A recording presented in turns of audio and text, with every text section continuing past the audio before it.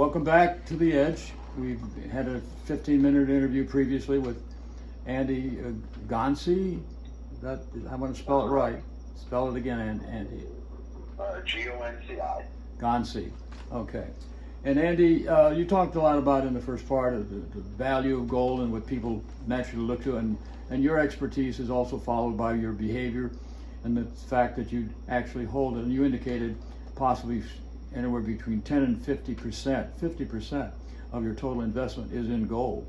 That's a pretty remarkable sum. Now today with the Bitcoin thing and blockchain technology, which is more important on that level of the two, or are they interlinked in an absolute way? Well, I think, we can't deny the new technologies that come out, and Bitcoin is definitely changing the way we think about money and the way we use money, and the dynamics of money. It's truly a deflationary currency where we know exactly how many Bitcoins will ever be minted, whereas we don't know how much gold is ever going to be found, and God only knows how much money is ever going to be printed from the U.S. and other central banks. So, Bitcoin does have a unique place in the monetary realm of things, and I think that will continue to grow, and I think people will see the value of that. Will it ever replace gold? I'm not so sure. It's nice to hold something in your hand. You just can't replace that. Yeah, I think that's. You don't have to worry about, So the blockchain. So it's really the blockchain technology that matters more than the Bitcoin itself. Is that right, or am I wrong? No, I think Bitcoin is actually unique in the blockchain, where it has that value associated with it because people accept it. It's becoming more prevalent and more accepted by more and more people. So I think Bitcoin will have a place in the monetary realm of things. I think it will be a financial instrument in the future. It's still at its early stages, so there's still a lot of room to grow, and I think that the price can go higher. So I own some Bitcoin as well. I think that it's one of those things that I like to own, those deflationary currencies, such as gold, and Bitcoin is one of the ones that I do own. How much is Bitcoin a significant part of your portfolio? Not really. I own a small amount of Bitcoin because it doesn't need to be a big portion of my portfolio. Right. And here's the risk with it. It's still a very speculative instrument, or a speculative investment. Make no doubt about that. It can go to zero. And you never want to invest in something that's speculative more than you can afford to lose entirely.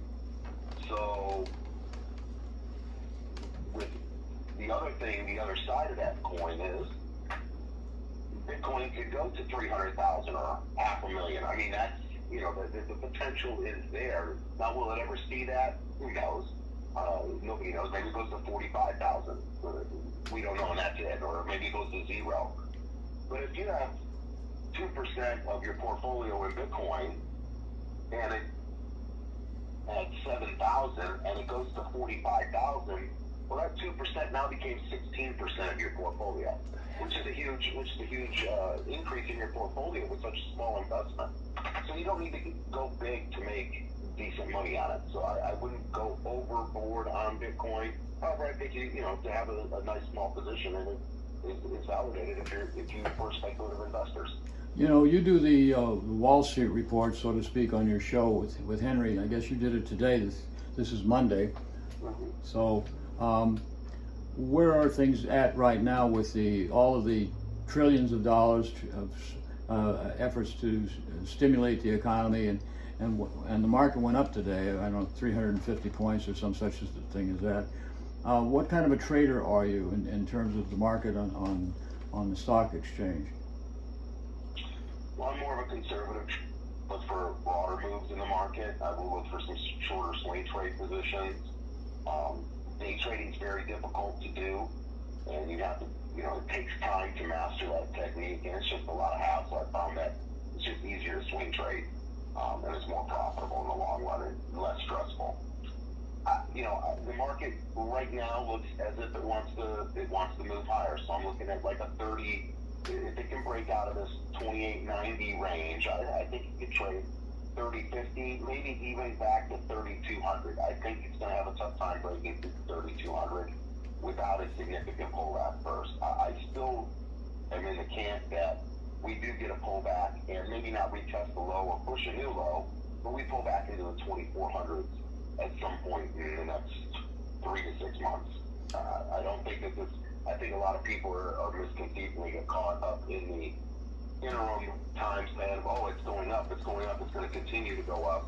But I'm not sure that the fundamentals there behind it. There's a lot of unknowns with the COVID-19.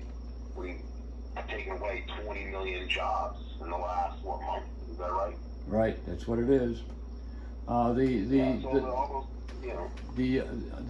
people that spend money, and where's that money going to be spent?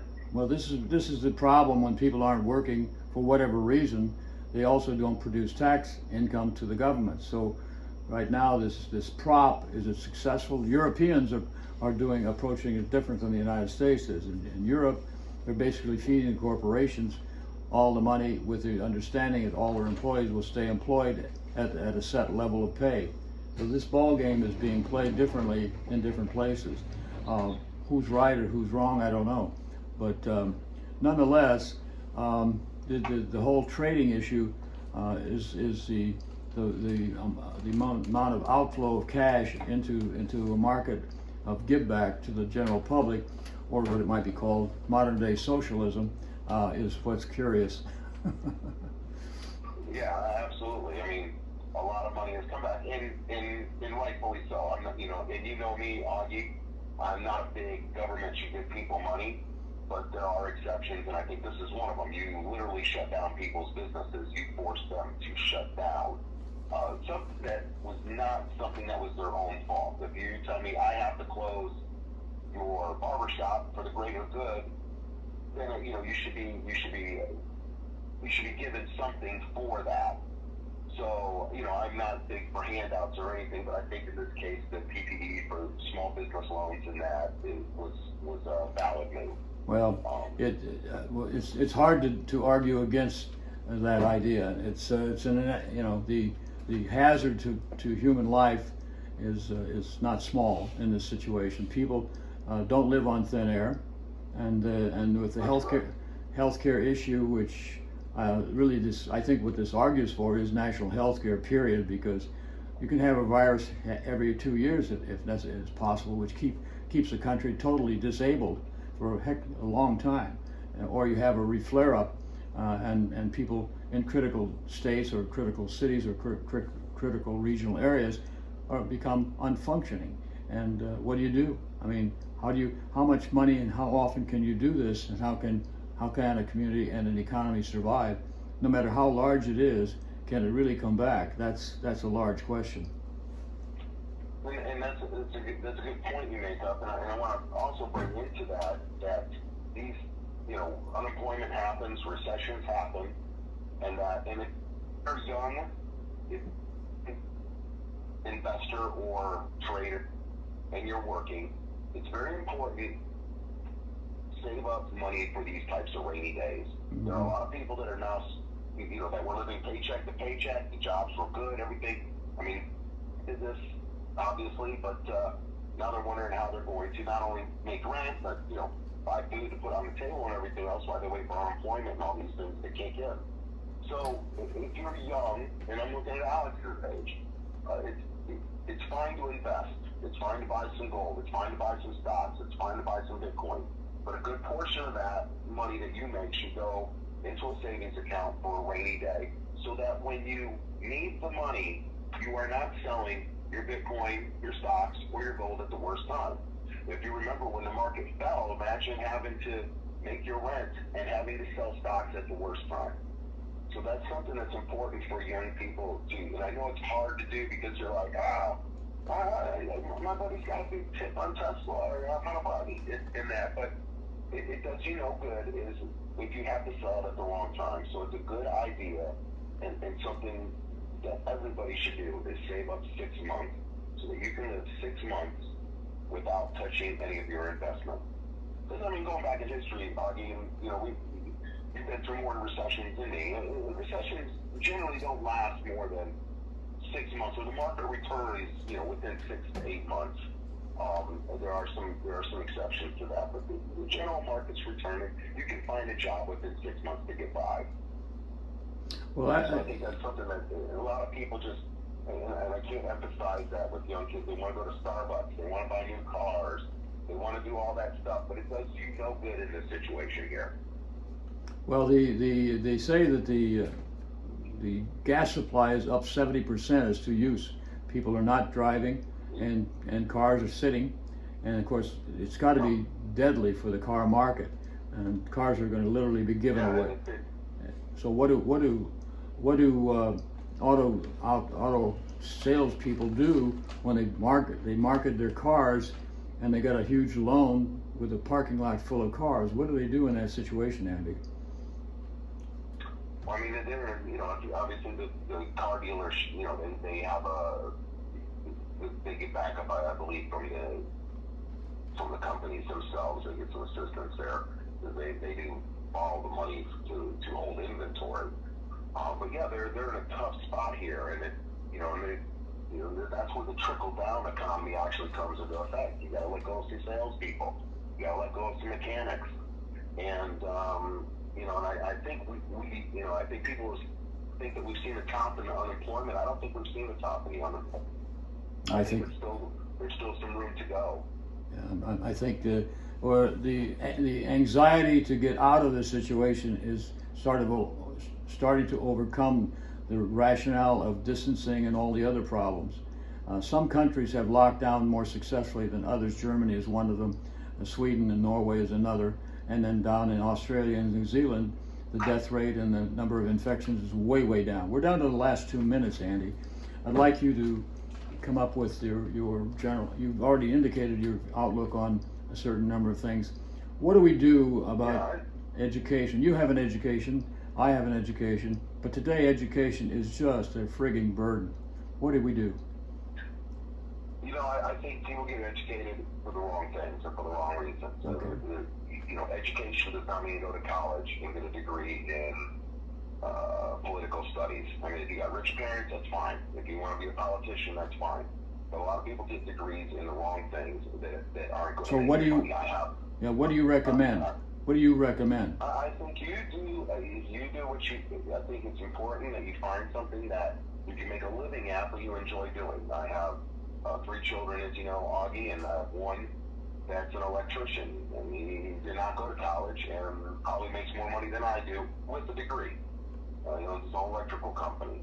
And then I have 3 more in college. One's going to graduate actually this year finally, and he's going to med school. So find something that you enjoy doing, but it's going to actually create a paycheck for you. If you get a degree in something that there's no job for, then you have a student debt and you have a degree that's worthless. So basically, you're talking. You're talking. Or get a trade. Yeah, I think you're talking trades, and you're talking apprenticeships and things like that. And I think learning on-the-job training and that sort of thing.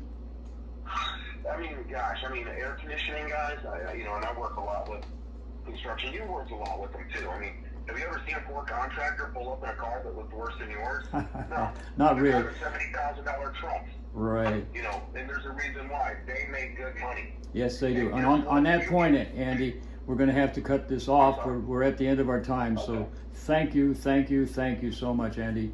Appreciate what you've done. Save your money. Save your money. All Not right. spending at Starbucks. Okay. I mean, that's really the key. If you want to be successful in the long term, it doesn't take much money to become. If you start early and you practice saving. Andy, thank you so much. Andy the Goldbug. He'll be back. Thank you, Alice. We're gonna have you back if it's all right with you. Absolutely, anytime. You let me know. I enjoy doing it. Thank you, Andy. Thank you.